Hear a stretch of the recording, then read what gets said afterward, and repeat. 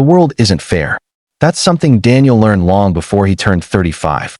But what he didn't know, what he couldn't have imagined, was that one small act of kindness, done quietly and without expectation, would shatter the walls of two lonely souls and change their lives forever. He was a janitor, a ghost in gleaming glass towers. Every night, he moved through the marble halls of wealth, unseen, unnoticed, a rag in one hand and a mop in the other. His daughter, Lily, was the reason he kept breathing. She was 8, fragile, with a heart condition that made every laugh, every run, every dream feel borrowed. He'd already sold everything that wasn't nailed down to keep her alive. The car, his wedding ring, even his own dreams. Then one night, while cleaning the upper floors of Lyra Corp, the company that practically owned the skyline, Daniel overheard two executives talking. The CEO, Evelyn Lyra, was dying. The woman who built an empire from nothing, the one whose name was whispered like myth, was fading behind the white walls of a private hospital room. Her only hope was a kidney transplant, but no matches had been found. Daniel didn't think much of it at first. The rich had their own problems, problems that didn't touch men like him. But when the donor registry called him weeks later, telling him his blood and tissue type matched that of an anonymous patient, he didn't hesitate. He didn't ask who it was for. He didn't want to know. He only thought of Lily. How many strangers' kindness had kept her alive this long? Maybe this was his turn to return it to S.O. He signed the forms. He went under the knife. He told Lily that Daddy just needed a small fix-up. When he woke, sore but alive, he smiled knowing someone out there had a second chance. He had no idea that person was Evelyn Lyra, the billionaire woman whose name was stitched into the very floors he polished every night. Movie camera, if you believe in kindness, in unseen heroes, and in second chances, take a moment right now to like, comment, share, and subscribe. Your small act might inspire another heart today. When Evelyn woke up after the transplant, her body was healing, but her soul still felt empty. The world saw her as untouchable, the steel-hearted CEO who turned every failure into fortune. Yet her hospital room was silent. No flowers, no visitors, no family. The nurses whispered how she'd built empires but had no one to sit by her bed. For years, she had hidden behind money and power, convincing herself that loneliness was the price of success.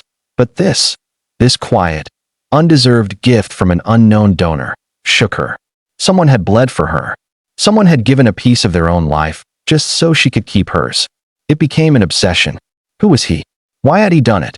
When she returned to the office months later, Evelyn was different. The sharpness in her voice softened. She looked around and saw faces she had ignored for years. People who avoided her eyes now felt her gaze linger with unexpected warmth. Still, she couldn't stop wondering who her donor was. She hired private investigators, but all they found was a name, Daniel H. And a note in the file marked anonymous, requested no contact. Meanwhile, Daniel returned to work, limping slightly but grateful. His surgery scars still ached, but his heart felt lighter. He told no one, not even Lily. All he wanted was to keep her safe, to stay invisible. But fate, as it often does, had other plans that IT started the night Evelyn came down from her office unexpectedly. The entire staff froze, executives, interns, janitors alike. She never came to the lower floors. Yet there she was, heels clicking, her silver hair gleaming under the lights. She was inspecting the cleaning crew's work after hours, or so she said. But when her eyes fell on Daniel, she hesitated. There was something about him. Something in his tired eyes, the way he moved, the quiet strength beneath the humility. From that night, she noticed him everywhere, mopping the lobby at dawn, repairing a broken window latch, wiping the same spot twice even when no one was watching. She couldn't explain it, but something drew her in. There was a kindness in him she hadn't seen in years. And in moments when he thought no one was looking, she saw him glance at a photo tucked in his pocket.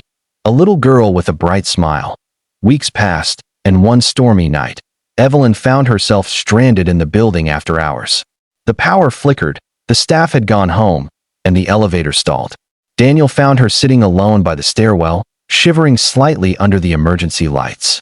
Without hesitation, he offered her his jacket, even though it was soaked from the rain. She thanked him softly, and for the first time, he saw her. Not the CEO, not the billionaire, but just a woman, fragile and human. That night changed something in both of them. Evelyn began to talk to him, casually at first, asking about his daughter, about life, about dreams. He answered politely, always careful to keep a distance. But each conversation chipped away at the walls around her heart. She began visiting the janitorial staff more often, bringing food, raising their wages quietly, creating health plans for their families. Her company started to feel human again, and yet, Evelyn couldn't stop searching for the man who saved her life. The anonymous donor haunted her. She wanted to thank him, to look into his eyes and say that his kindness had rebuilt more than her body. It had rebuilt her soul, until one day, she saw it. Daniel had been cleaning near her office when he accidentally dropped his ID badge. When she picked it up, her heart froze. Daniel H. The name she had seen in the donor file. She glanced at him, and suddenly every piece fell into place. The hospital reports, the timing, his long absence months earlier, the way he winced when bending down. The man who mopped her floors was the man who had saved her life. Her chest tightened with disbelief and guilt. She had been looking for a hero while making him scrub her floors. A man who gave her life back was barely making enough to feed his child. She couldn't sleep that night. The next morning, she called for him, but he didn't show up. Word spread that he'd resigned without notice. Daniel had seen the look on her face when she found out. He knew she'd piece it together eventually. He couldn't risk it. If she knew, she might feel pity, or worse, try to repay him. That would destroy the purity of what he'd done. His gift was supposed to be selfless. He didn't want his daughter growing up thinking kindness was a transaction, but Evelyn wasn't one to give up. She searched every janitorial agency in the city until she found him cleaning a small school at night. When she walked into that dimly lit hallway and saw him there, pushing a mop under flickering lights, he froze. She didn't say a word at first, just walked closer and whispered, "You gave me life, Daniel." He tried to protest, saying it was nothing, that he didn't want anything in return. But her eyes filled with tears. She told him she had everything money could buy, except peace, except gratitude, except someone who reminded her what it meant to be human.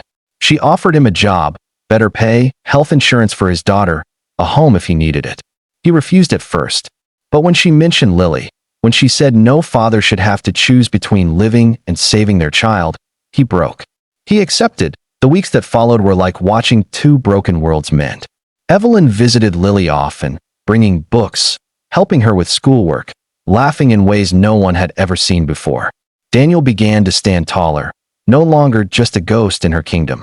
Their lives, once separated by class and circumstance, began to blend through something purer than either had known: gratitude, love, and shared loneliness. One evening, as the sun set over the city skyline, Evelyn stood on the rooftop of LyraCorp beside Daniel and Lily. The wind tugged at her hair as she whispered, "You gave me life. The least I can do is make sure you live yours." Daniel smiled, watching his daughter laugh freely for the first time in years. And for once, Evelyn didn't feel like the richest woman in the world.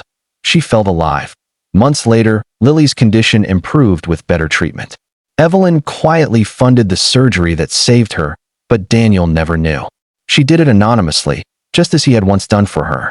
It was their silent promise: kindness without credit, love without conditions. When people in the city whispered about Evelyn Lyra's change, how she began donating millions to hospitals, how she opened her towers to the forgotten, they didn't know it all began with a janitor's quiet act of mercy. Sometimes the most powerful stories aren't written in boardrooms or headlines.